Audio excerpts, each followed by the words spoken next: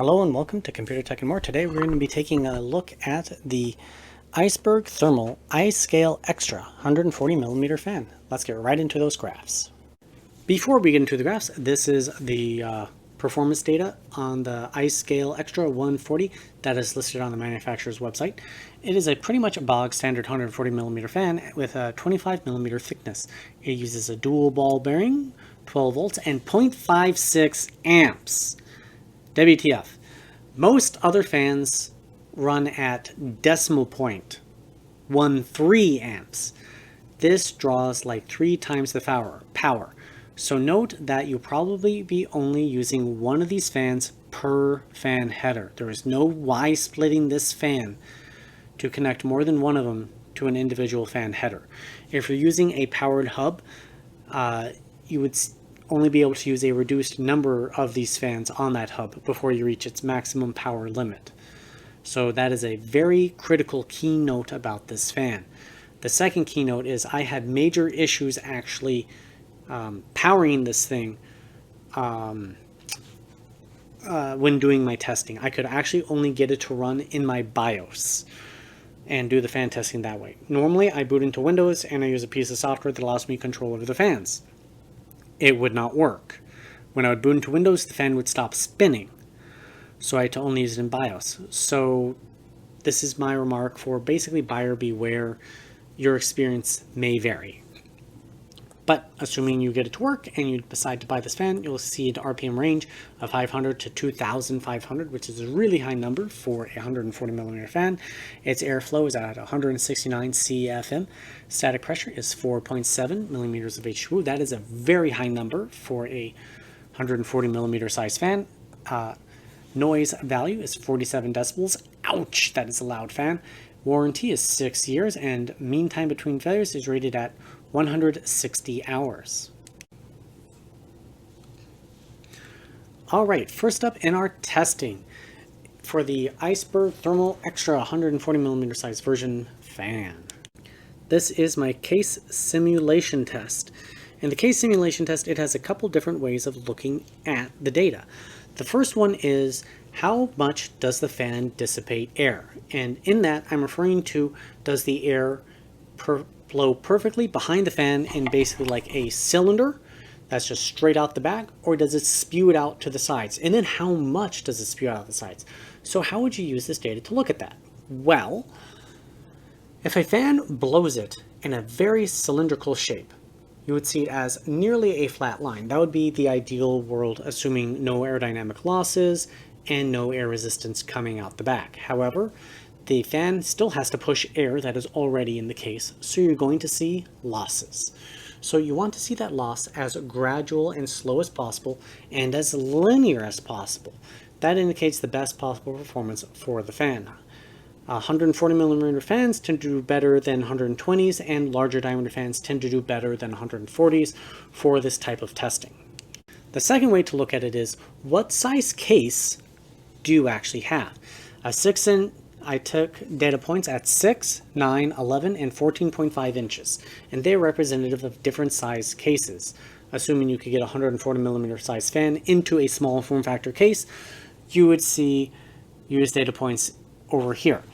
If you've got the 9-inch represents a small case that is more or less still a standard layout. So that's front to back airflow, and that's from the fan to the front fan of your heatsink, 9 inches for that air to get there. At 11 inches, you're looking at mid towers, something like the Corsair 550D, Fractal Design Meshify 2C, stuff a lot like that. And at the 14.5 inches, you're looking at big cases, a lot like the Fractal Design Torrent, which is my current case. So you want the air speed as high as possible for when the air hits your CPU cooler. It just helps keep the air moving and makes it so like the CPU cooler doesn't have to work as hard to cool everything around it, or the CPU cooler itself. And this testing was done at 20, 40, 60, 80, and 100% RPMs. I actually took it at all the different data points, but on here I listed it at every 20 RPM. Now, comparing it against my control fan. My control fan is based off of the Noctua A12X25 with a little bit of A14 mixed into it. Basically, it's 3 parts A12X25 to 1 part A14. Again, that 140mm fans tend to do a little bit better in this type of test, so I wanted to have the extra air velocity boost at that 14.5 inch mark from the larger fan, while still maintaining the better results that the A12X25 had at the 6 inch mark. So it's a composite average, and good fans should be considered better than it. So how does the Iceberg Extra do in this noise normalized testing? Well, not particularly as good. In my noise normalized testing, 40 decibels was my noise normalized data mark, and that was based off of the A12X25 running through my old AIO in the Corsair 550D, running at 1,200 RPM. I just found it to be a particularly silent value. Boosting this fan up to 100% PWM fan signaling, and we can see that it just blows my control fan out of the way, or out of the water, but it comes at a cost of a lot of noise. So, but also case fans shouldn't be really run at 100% PWM fan signaling. It means something's gone terribly wrong in your case. But how does this fan compare to all the other fans that I have tested? Well, in noise normalized values, it is towards the bottom of the pack, and these are all 140mm size fans on this graph. Well, not all of them. I still have the A12X25 in here, and I think the Silence 4 Pro 120 might also be in here. I'm not seeing it right now, but the rest of them are 140mm size fans, so this one just, it doesn't compete. At 100% PWM, well, it ranks towards the top of the graph. It is doing quite well, but at the cost of a lot of noise. Over here on the side, you have the fan name, the RPM I was running at, and the noise value. So it's at 60 decibels, putting it as one of the noisiest fans. The Tough Fan 14 was just as noisy, apparently, the Arctic P14, and this brings up a note that I want to bring up. While doing this testing, I decided to revamp my whole noise testing. It was not done for this particular video, but in the near future, you're going to see a whole lot. I'm going to be redoing a whole lot of the fans that I have previously done with a new testing methodology that I think is a bit more fair, and I want to get into that in a second. Basically, I just found some inconsistency, or felt I had some inconsistencies with noise values in these fans, because previously I'd put the microphone right next to the fan and get data that way, but I think I was getting some frequency response as the air was being rushed past near the fan, or near the microphone.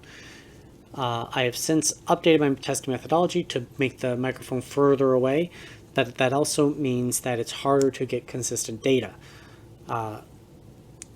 So I have to wait till my house is at particular times where the noise values are very similar to one another to get the data as close to each other as possible. I don't have a quiet chamber or anything like that. I'm just recording essentially in my office because of the scale of the YouTube channel I have. Which brings me to the next point. Please subscribe. It'll help me grow my channel. Please think about joining my Patreon page. It would really help me out in acquiring better test equipment, and hopefully in the future making a quiet chamber and being able to get the best possible noise data as possible, because everything else is pretty easy. The next graph is at the 9-inch mark in my case airflow test, and the 9-inch mark is a pretty good middle ground between when the fans that blow air off to the sides and the fans that are better at creating that nice cylinder of air being pushed out the back, where the cylinders basically are still performing well, and the ones that spew off to the sides have not completely dropped away entirely. So it's this middle ground where you'll see all the fans kind of differentiating themselves, but not too extremely. So how does the Iceberg Extra perform? Well, it's not the worst, but it's also not the best. I call it in the middle category here. So the Light Wings is performing really well. The Mobius 140 is also up there. Tough Fan 14 is doing okay. So overall, it's not a bad result, actually.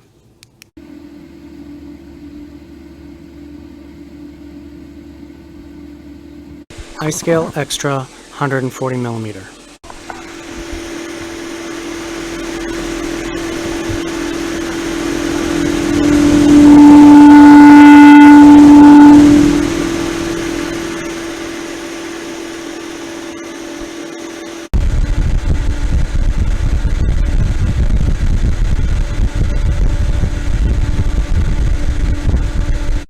Next up is performance through my CPU air cooler, which is the Noctua U12A. In this one, we have two graphs on here. The first graph is airspeed vertical versus RPM horizontal.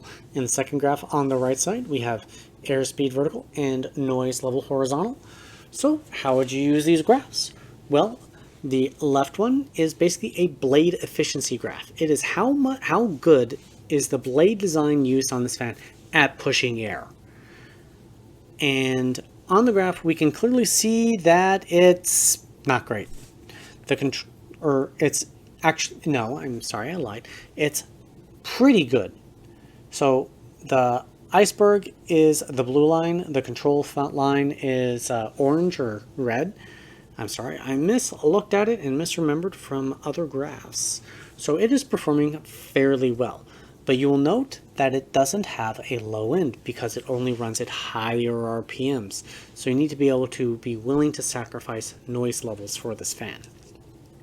Next, looking at the right graph, once again, better fans are going to be sitting in the top left category.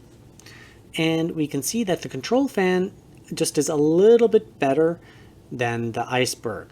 The iceberg just isn't quite as noisy efficient as my control fan. Now we're taking a look at how this fan compares against a bunch of other fans that I've tested. So in this graph, there are a couple key notable notes. The first is this data mark right here. In one of my somewhat recent videos, I did testing for what airspeed associates to what wattage my CPU would draw.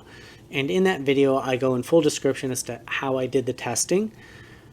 And what it came down to is basically at these different air speeds, I get these different wattages. And this is on the U12A. So if you have the same cooler as me and the same CPU as me, the i7-11700K, you should see similar results. Not necessarily the same, but similar. If you have a different CPU than me, these results may not hold true. But what does hold true holds true for the next statement. If you have a different air cooler and or different CPU, you can still use this data for improvements in either air speed, for better cooling, or noise value. So once again, the noise value is based off of the A12X25 running at around 2000 RPM. And I found that to be particularly silent, 40 decibels, with the way I was doing my testing prior to this. So let's say you had the Arctic P14 and you found that fan a little bit noisy. Well, if you upgraded to the Light Wings high speed version, you would see a huge improvement of 2 meters per second, which means you would get an increase in wattage for the same noise level. Or you could then drop that fan's RPM and get the same level of performance for less noise. But do note that wattage and cooling does not scale linearly. This means that there's a point of diminishing returns as you push more air through your cooler, where you're going to see less and less and less improvements in your wattage that your CPU is able to draw. And this is particularly true for a lot of heat sinks on CPU air coolers, where the fin stacks can be more widely spaced as opposed to radiators, where they really cram in the rads, the coils. I'm sorry, the term is slipping my mind right now, but essentially the channels that the air is being pushed through. So the more densely that is packed, the more you're going to see an improvement in airspeed going through it. But there will still always be a diminishing return. And as for the iceberg thermal, it is ranked pretty poorly. Sorry, it's a little out of order, but it's overall not ranked well here in this noise normalized testing. One note about data collection. My anemometer is accurate to within plus or minus 0.1 meter per second. So that means fans that are within 0.1 meters per second of each other, so for example the Arctic P14 and the Iceberg Thermal, should be considered functionally equivalent in airspeed. However, due to repeat testing, I'm able to definitively say that the fans are positioned in this order. Is basically what it comes down to. Because there's just slight variations in airspeed, and they came out in this order, so yada yada yada, even though they're technically functionally equivalent. And as I mentioned before, I'm in the process of doing testing to upgrade my noise testing methodology. But in the current method that I used here, my accuracy was within plus or minus 4 decibels, which is okay. It's not particularly great because every 10 decibels is a doubling in noise value. So with the new noise testing, I'm hoping to be plus or minus 2 decibels. So stay tuned for that update and upgrade in my testing, methodology. Next up, we're taking a look at this fan at 100% PWM fan signaling. So in this graph, we have the RPM it was running, as well as the noise value that the fan achieved to get to that, airspeed. And here we go, the Iceberg Thermal running at 2,500 RPM, achieved at 60 decibels, achieved 2.8 meters per second of airflow. It is close to the top dogs, but not quite there. But also the top ones are 3,000 RPM fans. And the Noctua A14 really shows its stuff, moving 3.2 meters per second of air at 4 decibels higher noise value. So I just consider that a really amazing result. Moving down, here's the A12X25, the Mobius 140p, light wings, which was ranked really well previously, and there's the Tough Fan 14, and their applicable noise values. Next is airspeed versus decibels through the AirCooler. So decibels is again horizontal, airspeed is vertical, better fans are sitting over here. So how does the Iceberg rate? Well, it is the quote-unquote best of the average fans, but not at the best fan category. Mind, it is moving more air at its top end, but at the consequence of being particularly noisy. But if you need a lot of airflow, it is the best in terms of noise value compared to the other ones that push, like 3 meters per second of air. Next in testing is CFM testing. So CFM is cubic feet per minute of airflow. It is the volumetric flow rate. So that's meters per second times the area, surface area, of whatever you're pushing the air through. So normally they're testing this by slapping the fan against a cylinder and letting the air just blow through it. This negates most of the effects of a fan that blows air off to the side, because it's basically just being funneled anyways and down this tube. I don't think that this is a particularly good way to test unless you're looking at it for scientific reasons, because it hides how directional the flow is coming out of the fan. Mind, for heat sinks and radiators, the fact that the fan might be blowing air off to the sides will matter less, because those devices naturally funnel the air anyways, depending on the frame design on the fan itself.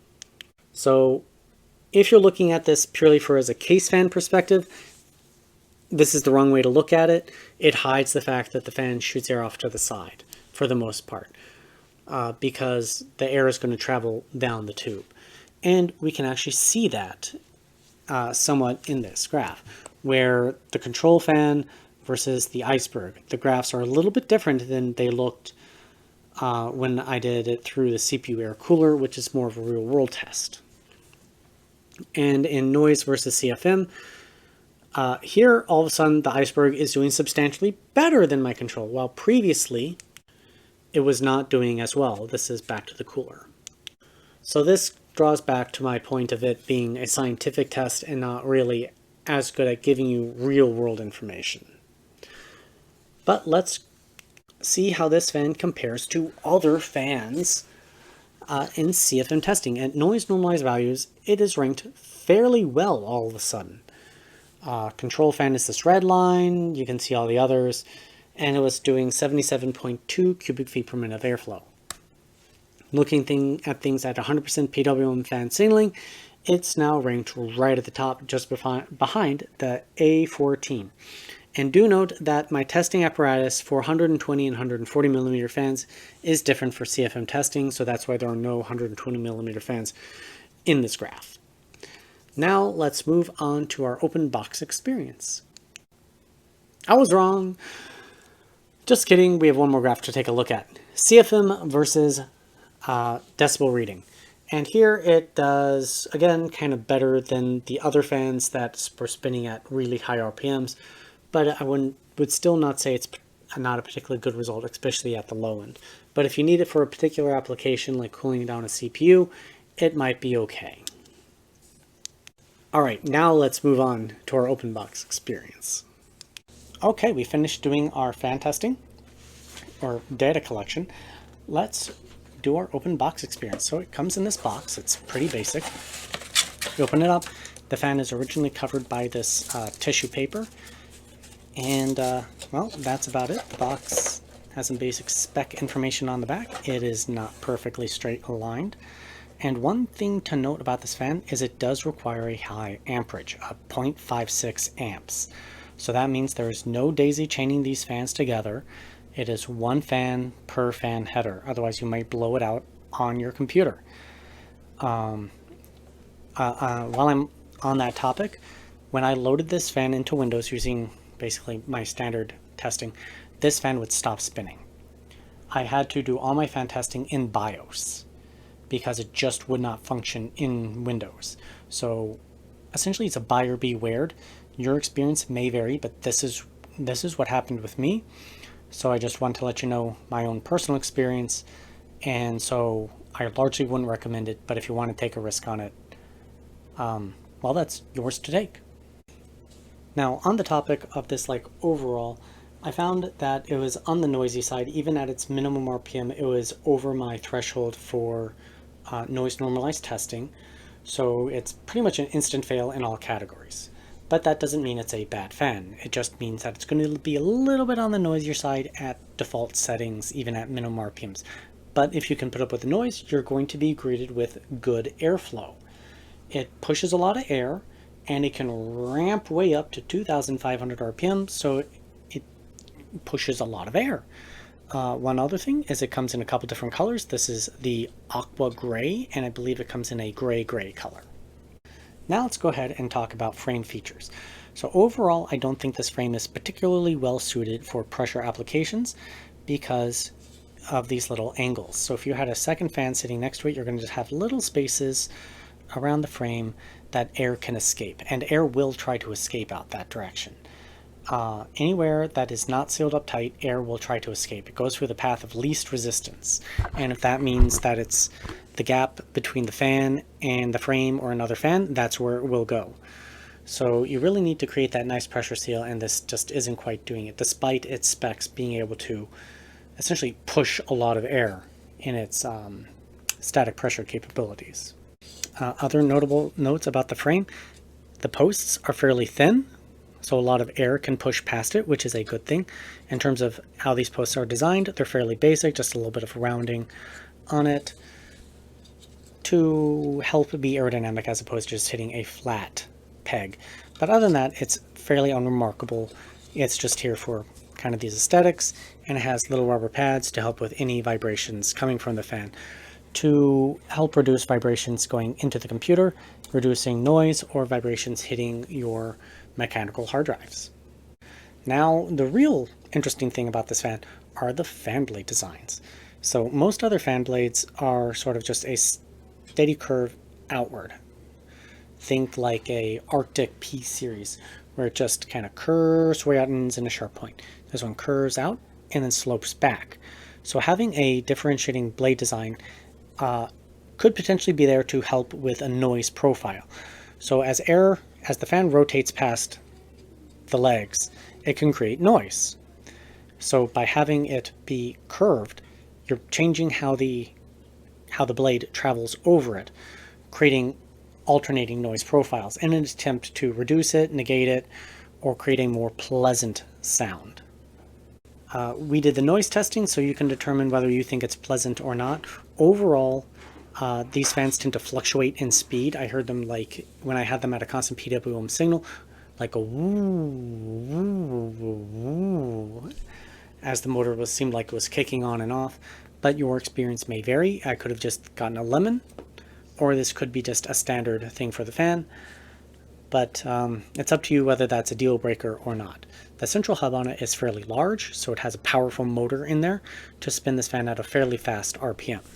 Other things about the blade design, not too much. It slopes high out, slopes in, comes out again.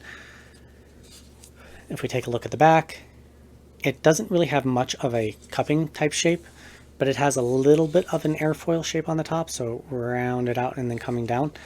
On the back, you get a little bit of that shape as well, sort of that cup in the middle, and then it's fairly flat on the outer edge without much of an airfoil design. The tip on it is sharp, and you can, I hope you can see it. It sits fairly far away from the edge of the housing there, and the bottom inner part gets relatively close, more like an average fan. So this part is very sharp, so if you stick your finger there, it will get poked. I accidentally did that to myself. Whoops. So there is that going on with this fan. So overall, I think it's interesting looking. I would love to have the software to be able to run simulations, but I'm just not at that capacity yet. Same with being able to actually stick this on a radiator. I just don't have the capacity to do radiator testing just yet. But it's physically interesting, but I think that certain aspects of it aren't warranted not being quite worth it. But let's go ahead and jump to the next section and talk the value proposition. All right, now we are in the value proposition. So first and foremost, this is a $24 fan. That puts it into what I consider close to the average fan cost category. While more expensive fans tend to cost $30 plus, cheap fans tend to cost like $15 and under. Next, how can you use this data?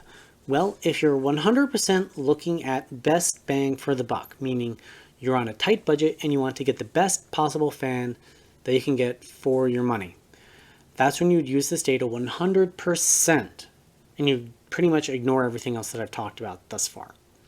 If you've got a little bit of extra money and you want the best ratio of performance to getting something a little bit higher quality that can maybe push more air at a lower noise level at the high end, something like that, that's when you would take a look at this and compare it to the graphs that I talked about before to get the best ratio that works for you. And you've got money coming out of your ears, well, you can probably ignore this section because you're going to get whichever fan you want, and who cares about the performance at that point. But back to what we're talking about. So this is in my case simulation test, and it's meters per second performance per dollar.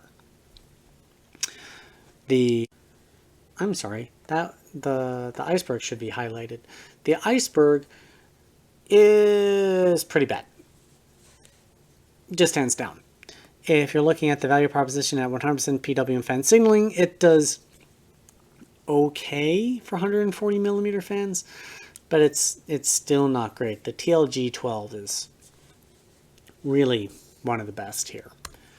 Looking at things at the 11-inch mark for the case simulation test, and it's kind of the same story. It's pretty much average for noise normalized testing, and finally at 100% RPM PWM fan signaling, it is ranked towards the top because it just spins at 3000 RPM. So noise galore, but of course it's going to rank towards the top because it's pushing so much air at that PWM fan signal. So it's kind of hiding the fact that it's so noisy. Moving on to performance through my CPU AirCooler, and kind of the same story. At noise normalized values, it doesn't rank particularly well, but when you look at it 100% PWM fan signaling, it all of a sudden does substantially better. Meanwhile, the Storm T3 is actually the one to get here. Well, before it was kind of okay in the case tests, it's really a top value type fan because it comes in a triple pack, so it does a good job for its price. And last but not least is, how is this value in CFM testing? Well, it's kind of the same story. It's more or less middle of the pack until you reach 100% speeds, where it does really well. So where does that leave us with the conclusion for this video? Well, I would say the Iceberg Thermal Extra 140 edition is just fine and dandy if you're looking at it as a CPU cooler fan, like we see over here. But it's not overall a great fan, in my opinion, because it's just too noisy. And the amperage, 0.5 plus amps. No. Do not attach more than one of these per fan header. You will destroy your motherboard. And I had issues just getting it to work with my computer altogether. I had to use it in BIOS only, and it wouldn't work in Windows. And for those reasons, I think it looks cool, but I would avoid this fan like the plague. I know, not a great conclusion. Let's take a look at the raw data, and we'll wrap this thing up. And, well, that's the end of the show. I want to thank each and every one of you for checking out this video on the IceGale Extra 140mm fan. If you're looking for more fan videos to watch, check it out on my channel. I've been doing a lot of fan testing recently, and if you have any particular fans that you're interested in seeing me test, go ahead and leave it in the comments section down below, and I'll see if I can get my hands on it. Check out my Patreon page, subscribe, and I'll see you next time. And here is the raw data for the Iceberg Thermal. You are welcome to use this data for your own purposes, just free of charge, basically. If you do use it in a video or other publication, I do ask that you reference me and my channel, because I'm the one who generated this data. It takes around an hour and a half for me to collect the data per fan, and it takes around 40 minutes to update graphs, and like 40 minutes to an hour to make the PowerPoint, and then, well, like an hour to do the presenting part, which is this. So giving me credit where credit is due is greatly appreciated. We've reached the end of the video. I thank you for watching it. If you're looking for more to watch, I have a lot of other fan content on my channel. Please subscribe for more content. If there are any particular fans you want me to review, please leave it in the comment section down below. I'm watching it all the time, basically. And check out my Patreon page. It's supporters like you that really will help make this channel possible. I want to upgrade my microphone for noise recording. Other than that, thank you for watching. Have a great day. I'll see you next time here on Computer Tech and More.